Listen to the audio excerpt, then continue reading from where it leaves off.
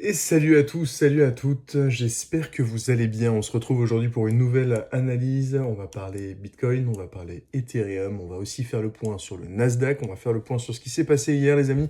Et également, potentiellement, je ferai peut-être un petit point sur le gold parce que ce qui se passe me semble assez intéressant.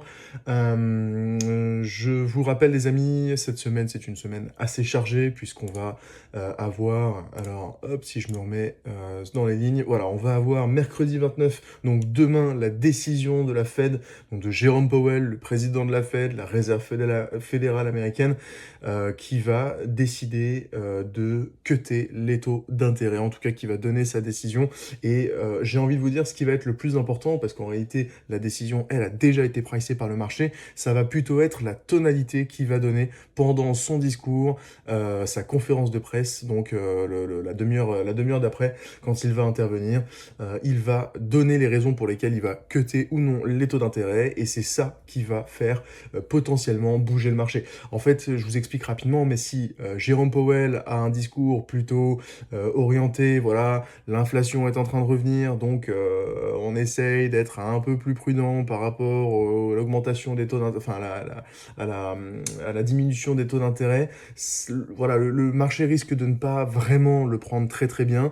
À l'inverse, si Jérôme Powell nous indique que l'économie va mal, qu'il va y avoir eh bien, potentiellement un risque de récession, toutes ces choses-là, eh bien, bad news is good news pour les marchés. Ça voudrait dire qu'on va pouvoir sortir du QT, donc du quantitative tightening. Alors quand on met fin au quantitative tightening, ça veut tout simplement dire qu'on va pouvoir déverser des liquidités dans les marchés, et les marchés à risque, typiquement, aiment la liquidité puisque l'argent est moins cher, donc on peut prendre des risques, et c'est pump it up, la fête au village. On va pouvoir aller sur du Bitcoin, sur des cryptos, sur du Nasdaq, sur du S&P 500 et faire bouger tout ça à la hausse. Voilà.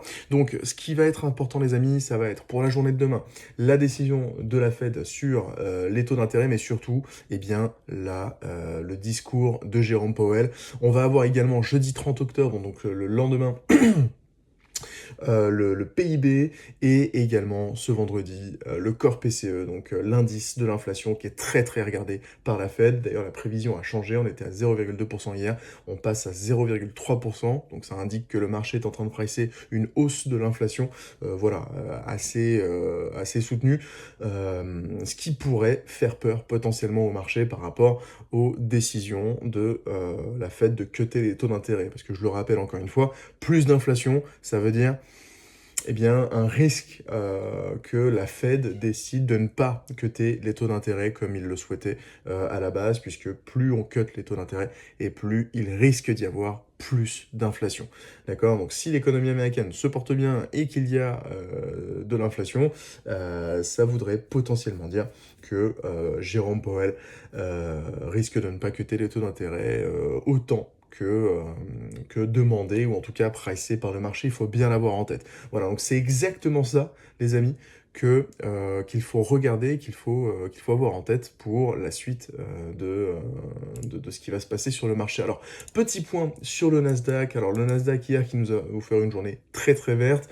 Encore une fois, hein, on a démarré la semaine avec un gap à la hausse. Un gap, je le rappelle, c'est tout simplement eh bien, quand le prix est tellement puissant d'un côté, bah, tout simplement qui décroche en fait. Voilà, techniquement, on va avoir ici une zone de gap, une zone où voilà, un déséquilibre de prix tellement fort que beaucoup de personnes n'ont pas pu ici négocier en fait tout simplement leur prix.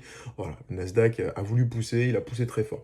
Qu'est-ce que je peux dire? Alors, au niveau du Nasdaq, je vous le rappelle, on avait identifié des targets en traçant ce petit Fibonacci. Le Fibonacci nous a été très utile ici dans la zone des 2618 puisqu'il a parfaitement identifié le petit crack. Alors, je dis petit, hein, mais on a perdu 5% quand même en une journée, qu'il y a eu le vendredi 10 octobre, donc ça a été parfaitement respecté sur la zone des 2618, et donc je me dis qu'on pourrait potentiellement se fier à ce traçage pardon, de Fibonacci pour pouvoir identifier des futurs targets, potentiellement s'il y a du momentum, le 3,618 et également le 4,236 aux alentours de 30 000 $, en plus de 30 000, en tout cas 30 000 points. 30 000, c'est un chiffre rond. c'est un chiffre que, potentiellement, s'il y a du momentum, le marché pourrait aller chercher avant, de, commencer à, respirer lentement. Parce que un marché qui monte de cette manière-là, indéfiniment, il y a un risque, à un moment donné, les amis, qu'on aille, bah, tout simplement, heu, voilà, respirer avant, potentiellement, de repartir, à la hausse, OK? Alors ça, c'est pour le Nasdaq. Pour Bitcoin, donc pour la journée d'hier, sans surprise, on a eu, alors on en parlait, hein, depuis le début de la semaine dernière, mais Bitcoin a bien atteint cette zone de liquidité. Donc voilà, hein, j'ai mis un petit check.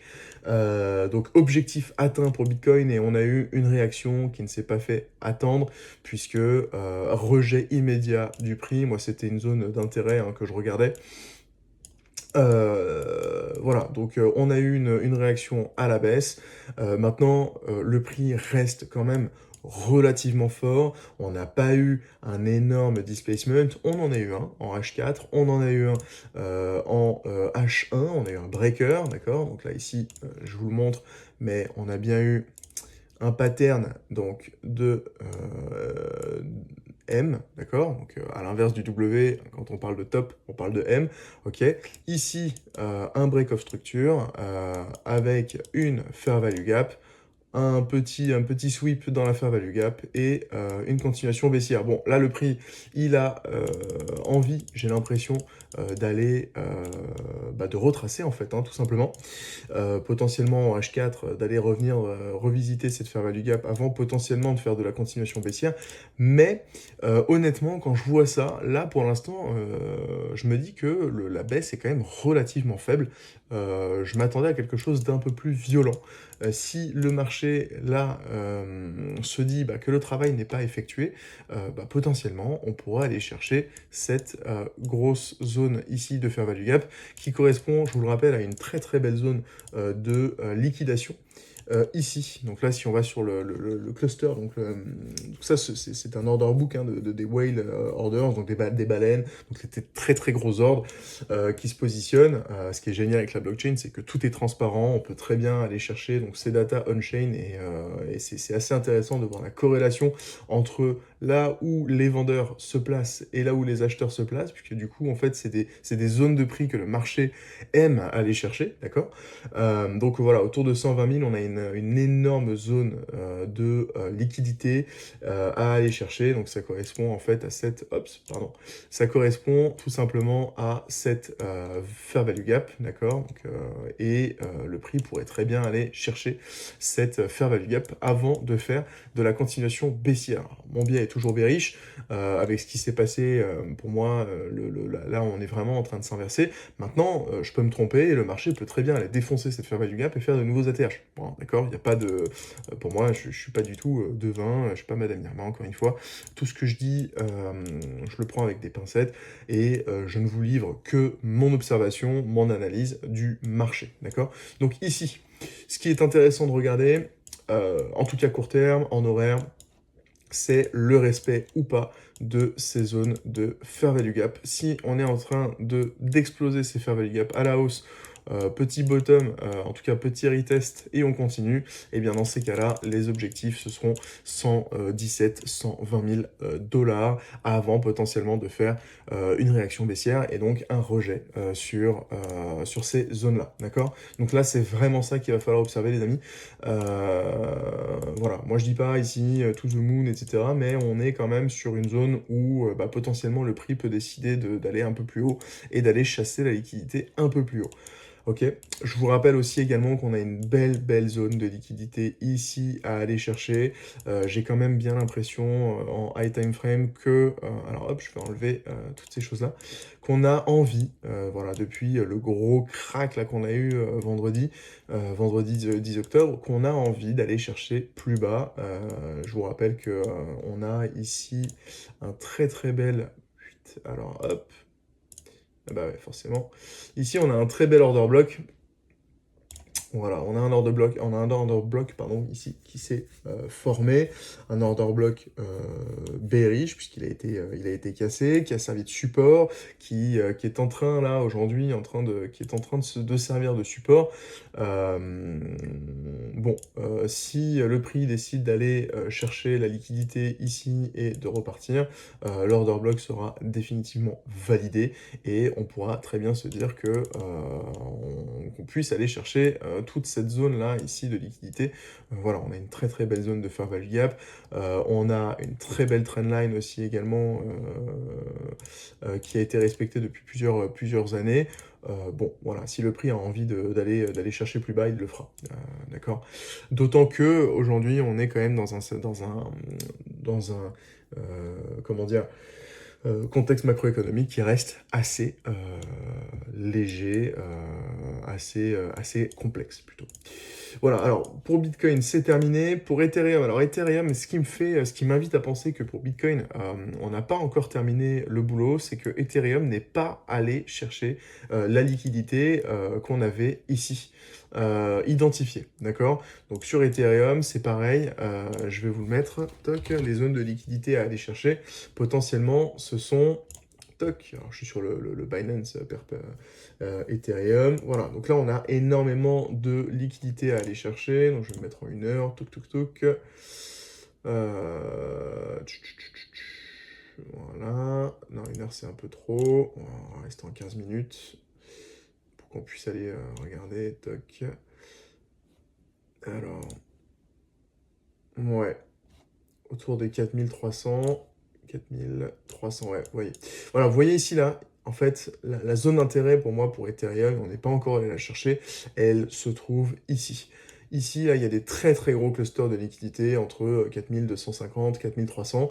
Donc ça correspond en fait, si vous voulez, à toute cette zone de liquidité. Et là, je me dis que Ethereum, là, n'a tout simplement pas atteint cette zone-là.